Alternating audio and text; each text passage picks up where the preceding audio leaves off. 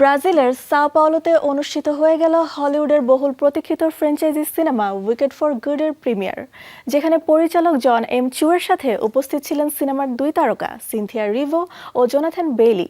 Cinema ঘিরে দর্শকের উচ্ছ্বাস ছিল চোখে পড়ার মতো।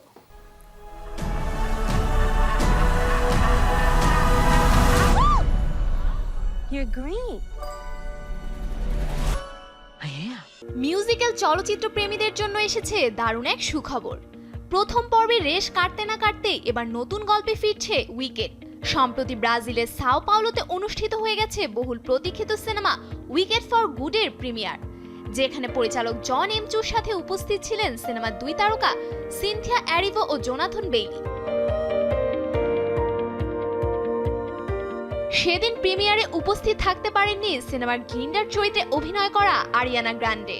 নিরাপত্তাজনিত সমস্যার কারণে তার ব্রাজিলগামী বিমানটি স্থগিত হওয়ায় ইনস্টাগ্রামে একটি পোস্ট করেছেন। অনুষ্ঠানে প্রচারিত একটি ভিডিও বার্তায় তারকা ব্রাজিলিয়ান ভক্তদের কাছে ক্ষমা চেয়েছেন। আমি কেবল বলতে চাই যে আজ দুর্ঘটনাবশত ব্যক্তিগত কারণে উপস্থিত থাকতে না পারার জন্য আন্তরিকভাবে দুঃখিত। প্রিমিয়ারের শুরুতেই 2025 সালের জন্য পিপলস সেক্সিস্ট ম্যান অ্যালাইভ হিসেবে ঘোষণা করা হয়েছিল জোনাথন বেইলিকে। অন্যদিকে উইকেট ফর গুড সিনেমাটি বিশ্বব্যাপী মুক্তির প্রচারণার কাজে ব্যস্ত সিনেমার তারকারা।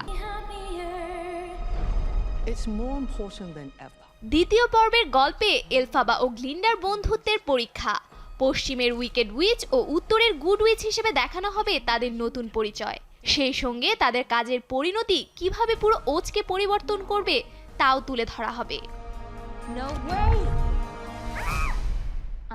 সিনেমায় এলফাবা ও গ্লিন্ডার চরিত্রে ফিরছেন Cynthia এরিভো O Ariana Grande.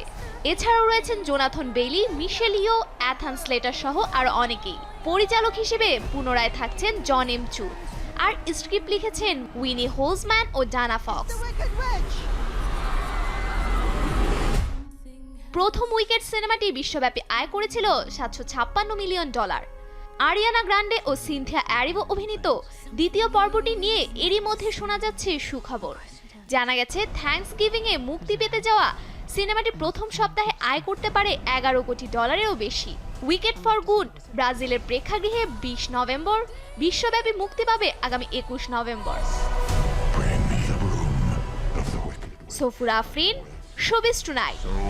I have proof that she's dead. Stop this. It's gone too far.